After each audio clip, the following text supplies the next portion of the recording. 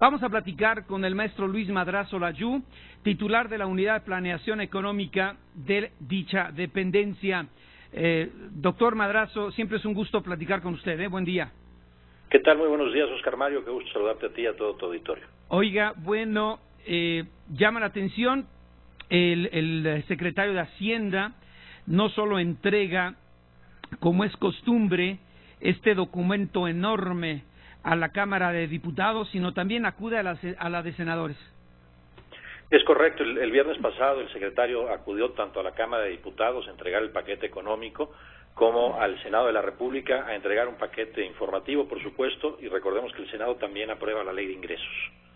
Bien, pero básicamente se entregaba en la Cámara de Diputados y ya, ¿no? Es correcto. Por ser una materia fiscal, la Cámara de origen es la Cámara de Diputados. Ahí se analiza el paquete económico, que consta de 3 documentos. Los 3 documentos son criterios generales de política económica, que básicamente dan un marco para analizar la política fiscal. Yo te diría que está caracterizado por una proyección de estabilidad.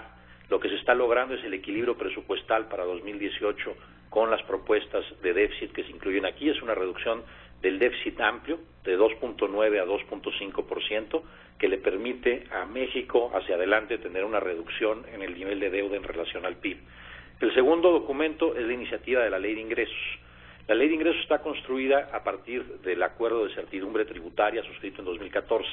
No contiene ningún impuesto ni aumenta los existentes. Por lo tanto, estos dos en su conjunto se pueden resumir de alguna manera en que se está buscando que baje la deuda sin que se eleven los impuestos. ¿Cómo se logra esto? Pues con un presupuesto de egresos que tiene 2 elementos. Está construido con un enfoque de sensibilidad social, buscando proteger los programas prioritarios que ha establecido el Coneval, aquellos que han demostrado contribuir a la disminución en la pobreza, y al mismo tiempo tenemos un presupuesto que efectivamente lleva a cabo ajustes importantes en el gasto, particularmente en lo que se refiere a las dependencias, a las secretarías de Estado, de alrededor de 28,000 millones de pesos.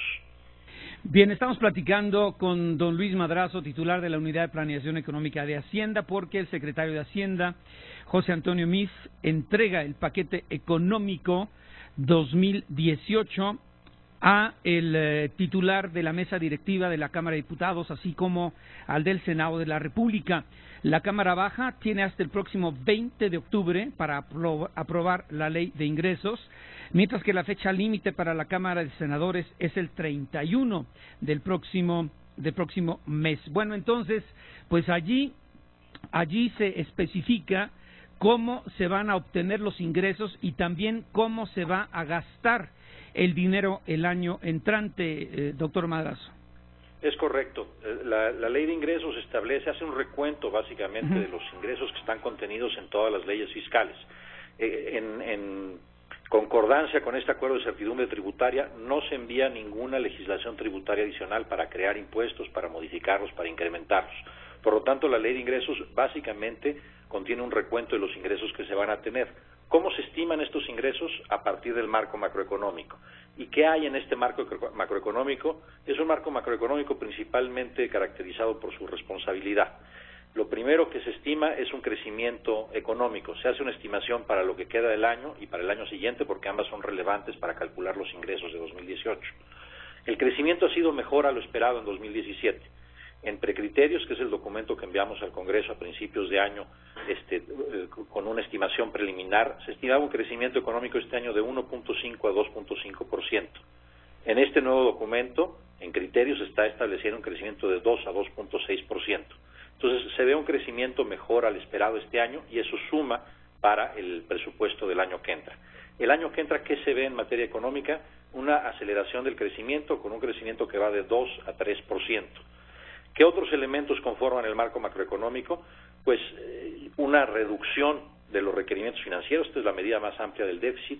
Este año se estima que van a cerrar en 2.9% sin incluir los ingresos del remanente de operación del Banco de México y en 1.4% si se incluyen estos ingresos. ¿Por qué son importantes las dos maneras de verlo? Porque efectivamente este año va a ser mucho más bajo de lo que esperábamos y suficiente para reducir el endeudamiento durante 2017, pero gracias a esos recursos del Banco de México que muy probablemente no estén ahí el año que entra. Entonces hacemos las cuentas como si no hubiéramos recibido estos recursos, sabiendo que probablemente el año que entra no contaremos con ellos. Aún así, se logra disminuir el nivel de deuda de 50.1% del PIB a 48% del PIB. Esto es en 2017. Y se logra un superávit primario de 1.5%. El superávit primario es el ingreso menos el gasto, sin incluir los gastos por pago de intereses y de deuda. ¿Qué pasa para 2018? Para 2018 tenemos un marco macroeconómico, ya te decía, con crecimiento de 2 a 3%, con un precio del petróleo de $46 por barril. Este año programamos 42, hemos observado 43, ya estamos observando niveles de 45 y 46 dólares en los últimos días. Para el año que entra esperamos 46. Y por el lado de la plataforma de producción de petróleo, esperamos un ligero incremento de 1.944.000 barriles a 1.983.000 barriles. Esta es la primera vez que aumentaría la plataforma de petróleo. Yo diría, se está logrando estabilizar la plataforma de petróleo después de una caída que ha venido desde el 2004. Entonces, la reforma energética y el plan de negocios de Pemex estamos estimando que permitirá estabilizar la producción de petróleo. En su conjunto, esto nos permite tener un paquete económico donde se ve un incremento en los ingresos. El incremento en los ingresos es de 3.6%. Parece mucho, es un crecimiento mayor al de la economía, pero en realidad no lo es, porque está construido sobre el mejor desempeño económico que vemos en 2017. Entonces, con lo que ya vimos en 2017, se logra buena parte de este crecimiento y, por lo tanto, tenemos una enorme certeza que se va a lograr el año que entra. Por su parte, el presupuesto de egresos asciende a 5.236.4 miles de millones de pesos. Es un crecimiento de 2.2% real respecto a lo aprobado para 2017. ¿Cómo está compuesto el presupuesto? Pues yo creo que destaca que hay un incremento en el gasto no programable. Este es el gasto sobre el cual se tiene un mandato de ley, digamos, para hacer el pago, y no se puede realmente establecer el monto en el presupuesto, simplemente se hace una estimación. Aquí sube principalmente por las participaciones que van a los estados, que viene por una mejor recaudación, y por el costo financiero. Hay un poquito más de deuda en términos nominales, hay tasas de interés esperadas un poco más altas y por lo tanto va creciendo. Y también va subiendo el nivel de gasto en pensiones, esto es normal por el envejecimiento de la población. Pero nos permite ver que hay un crecimiento en el gasto no programable, un crecimiento en las pensiones y también en los ramos autónomos de 5.2% y 12.3% real respectivamente, y esto obliga a que el gobierno tenga que, en seguimiento a su política de austeridad, reducir el gasto de los ramos administrativos, es decir, de las secretarías y otras dependencias, en 28.000 millones de pesos, 28.3 para ser exactos. Esta es una disminución de 2.8% real. Este es un ajuste importante, pero mucho menor al que se hicieron los 2 años anteriores. Esto nos va a permitir que los requerimientos financieros bajen de 2.9 a 2.5 y con esto que estemos en una trayectoria sólida para ir disminuyendo el nivel de endeudamiento año con año hacia adelante. Esperamos que el año que entra se disminuya de 48% a 47.3% la deuda en términos del PIB. Bien, doctor, me da 3 minutos y regresamos con usted, por favor. Regresamos a platicar con el doctor Luis Madrazo, titular de la Unidad de Planeación Económica de Hacienda, en relación a este paquete económico que se llama Criterios Generales de Política Económica, contenidos en el paquete económico para el próximo año que entrega el viernes el secretario de Hacienda tanto a la Cámara de Diputados como a la Cámara de Senadores. Entre otras muchas cosas que ha señalado el doctor Madrazo, es que hay una nueva estimación que prevé un crecimiento del PIB para este año 2017 en un rango de entre 2 y 2.6%, desde uno que era de 1.5 a 2.5%, y para el 2018 el PIB crecerá, dice Hacienda, entre 2 y hasta 3%, con una inflación que, como bien ha dicho el propio titular del Banco de México, el doctor Carstens, podría regresar a un 3%, con un tipo de cambio promedio de 18 pesos con 10 centavos por dólar. Y la mezcla mexicana de exportación se está calculando en $46 por barril, lo que implica ingresos por un poquito más de 800,000 millones de pesos. Bueno, están ustedes entonces empatando política fiscal con política monetaria para esta proyección que hace el doctor Carstens, muy importante por el aumento que han tenido los precios y que pudiera regresar pues casi a la mitad de lo que se encuentra actualmente, doctor Madrazo. Es correcto, Oscar Mario. Las proyecciones de el nivel de inflación para el año que entra son un elemento importante dentro de criterios. La verdad es que en todos los elementos de proyección o de estimación para el año que entra puedes encontrar que hay una enorme coincidencia entre lo que está proyectando la Secretaría de Hacienda, lo que proyecta el sector privado a través de los diversos analistas que compilan tanto el Banco de México como algunos bancos privados y otras empresas dedicadas exclusivamente a ese tema, y lo que publica el Banco de México directamente. La verdad es que en materia de inflación sí tenemos un incremento en inflación para este año. Viene principalmente por movimientos en el tipo de cambio, que a su vez se vieron reflejados en el precio de los combustibles, pero que estamos viendo una tendencia muy clara donde el proceso, digamos, de fijación de precios después de esos primeros días de enero básicamente ha sido muy similar al de los años anteriores. Eso que nos lleva a poder prever que cuando lleguemos al mes de enero del año que entra y se dé un proceso normal de fijación de precios, la tasa anual de inflación regrese muy rápidamente hacia los niveles cercanos a la meta o alrededor de la meta del Banco de México, que es de 3%. Entonces, nuestras proyecciones para el año que entra es que se cumplirá la meta del Banco de México de alrededor de 3% de inflación. Ahorita sí estamos en niveles superiores, es un choque de una sola vez, muy distinto a un proceso inflacionario donde los alzas de precios se retroalimentan entre sí. La verdad es que no se ha visto de manera importante eso durante el año. Sí ha habido incrementos en lo que llamamos la inflación no subyacente. En la mayoría de los países normalmente se analiza la inflación subyacente, que es la inflación sin tomar en cuenta los energéticos y algunos alimentos que tienen carácter estacional en sus precios muy importante. Creo que es importante que hacia adelante nos estemos fijando cada vez más en la inflación subyacente, conforme tenemos un proceso de fijación de precios más digamos, similar al de otros países en materia de energéticos y alimentos. Para el año que entra, en resumen, tenemos variables que respaldan las estimaciones de ingresos, que son realistas, que están en línea con lo que está estimando el sector privado, que están en línea con la política y con lo que está estimando el Banco de México también. Bueno, regresamos a la parte final de esta charla con el doctor Madrazo. Sabremos que tiene una agenda apretada y muchísimos datos y análisis sobre este documento que entrega el secretario de Hacienda el viernes, tanto a la Cámara de Diputados como a la Cámara de Senadores. Hay que subrayar también a la Cámara de Senadores. Y bueno, por el lado de los ingresos, doctor Madrazo, tratando de resumir, decía usted que el gobierno federal pretende ingresar a sus arcas 4.7 billones de pesos, que es 3.6% más que en el 2017. Básicamente, ¿a través de qué rubros? Muchas gracias, Oscar Mario, y por supuesto que no hay nada más importante en este momento que el salvar vidas y atender a los damnificados de nuestros hermanos en Chiapas y en Oaxaca y en los demás estados afectados, y también, por supuesto, pues regresar a estos temas del presupuesto, si me lo permites. Los ingresos efectivamente mostrarían un ingreso respecto a lo aprobado para 2017 de 3.6%, 4.735 miles de millones de pesos. Estos recursos son suficientes para cubrir el 91% del gasto, lo demás es financiamiento, y vienen por un incremento pequeño en los ingresos petroleros. Es un incremento pequeño porque, aunque esperamos un incremento en la producción de petróleo y un incremento en el precio de los combustibles, el tipo de cambio, en el precio del petróleo, tenemos un tipo de cambio que fue más alto a principios de año de 2017. El tipo de cambio, como recordarás, llegó a los 22 pesos por dólar. Entonces, ya habiendo pasado esto y esperando que el tipo de cambio se mantenga básicamente estable hacia adelante, aunque incremente el precio del petróleo e incremente la producción de petróleo, en términos de pesos, los ingresos tienen un ingreso relativamente pequeño de 1.3%.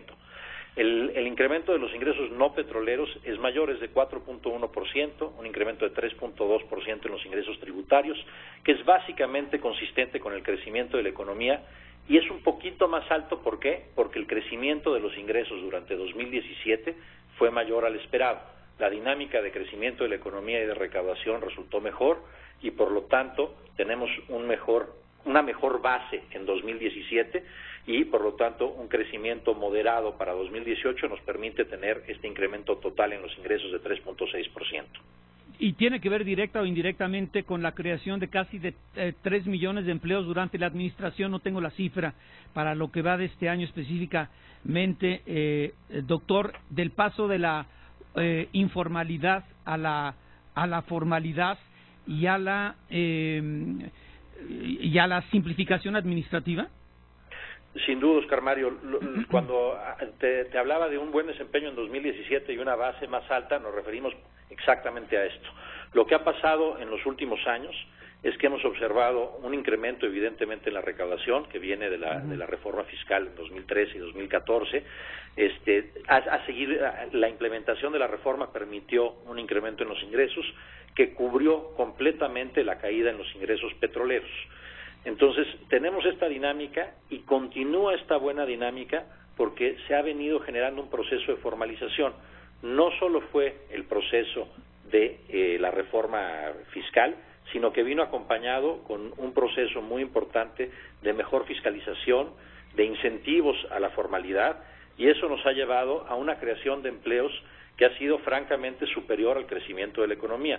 Hemos tenido crecimientos del empleo cercanos al 4% en estos años, y algunas gente dicen, bueno, pero está creciendo más que la economía. Parte de eso es solo un proceso de formalización, y yo creo que lo debemos de ver de otra manera, lo debemos de ver de una manera positiva. Tenemos además un proceso de formalización en la economía bastante amplio, ya duradero, y nos ha permitido ver crecimientos en el empleo que siguen siendo muy importantes. Todavía este año el crecimiento que tenemos acumulado es de más de 3% en el año, pero el que vimos en julio fue de 4.5%, el empleo creció 824.091 plazas a julio, y estamos efectivamente en 2.877.286 nuevos empleos en la administración. Este es un número más alto que cualquier acumulación del incremento formal en el empleo durante toda una administración para cualquiera de las administraciones anteriores. Entonces, sí hay un proceso de formalización en la economía.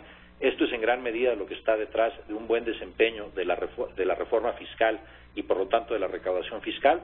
Esperamos crecimientos básicamente en línea con el crecimiento económico, un poquito mejores por eficiencia recaudatoria, y eso es uno de los puntales que le da solidez a las estimaciones de ingresos y nos permiten tener no solo una proyección de que se va a reducir la deuda este año y el siguiente, sino una enorme certeza de que estas proyecciones se van a realizar con éxito. El superávit primario que se va a obtener por primera vez en el 2017 ya está totalmente calculado, ¿es un hecho? Mira, Oscar Mario, aquí los números no son finales hasta el final del año, pero sí, lo que sí tenemos una enorme certeza es que va a haber un superávit primario este año por primera vez desde 2008. Estimamos que va a ser de 0.4% del PIB, sin incluir el remanente. De nuevo, con el remanente va a ser mucho mejor, va a ser de hecho un superávit de 1.5% del PIB. Pero es importante señalar este número de 0.4 porque seguramente no contaremos con el remanente el año que entra y es, digamos, una estimación más robusta del futuro, este 0.4. Entonces, se está cumpliendo el objetivo consistente con lo autorizado por el Congreso para 2017 sin hacer uso de los recursos del remanente, y para el año que entra esperamos un incremento de este superávit de 0.4 a 0.9%. Pero ahí los escépticos, dicen, bueno, es que va a haber superávit primario, pero va a ser tan chiquito que solo va a alcanzar para seguir pagando los intereses, pero no para amortización del principal de capital. ¿Cuál sería su respuesta? Mira, Oscar Mario, yo creo que es importante esta discusión. La manera más aceptada y yo creo que correcta, amplia, robusta de medir la deuda es la deuda en términos del PIB. La medimos como porcentaje de la capacidad de la economía de producir. Es como medir la deuda, no solo cuánto debes, digamos, en la tarjeta, sino la deuda considerando cuánto ganas también como salario. Entonces, medido de esta manera, medido como porcentaje del tamaño de la economía, un superávit primario que está en 0.9% del PIB es bastante más alto de lo que se necesita para que se reduzca la deuda. Estas estimaciones pueden variar, se pueden replicar, las puede hacer el sector privado, pero nosotros estimamos que con un superávit primario de 0.6% del PIB se logra que la deuda disminuya, y disminuya no solo en valor esperado, sino que disminuya también en la gran mayoría, más del 90% de los escenarios, asumiendo que puede haber choques positivos y negativos hacia adelante. Esta es la manera en la que los organismos internacionales, particularmente el Fondo Monetario, miden la sustentabilidad de la deuda. asegurarse que no solo esté en ruta de reducirse, sino que esté en ruta de reducirse a pesar de que pudiera haber en el futuro, y estas proyecciones son a muy largo plazo, algunos años buenos, algunos años malos. Entonces yo te diría que 0.9% del PIB es un superávit primario suficiente para tener a México en una trayectoria de deuda decreciente hacia adelante, y creo que esto es lo que está logrando el paquete económico que se presenta para autorización y en su caso modificación y debate en la Cámara de Diputados y luego de Senadores, que se tenga unas finanzas públicas como se planeó desde el principio de la administración, en equilibrio y con una tasa de endeudamiento que se va reduciendo. A principios de sexenio, si recordarás, Oscar Mario, el presidente de la República propuso que hubiera un estímulo a la economía a través de un mayor gasto, particularmente de inversión, pero que se fuera retirando para regresar hacia el último año de su administración a 2.5% de déficit y por lo tanto un superávit primario y por lo tanto deuda que va decreciendo.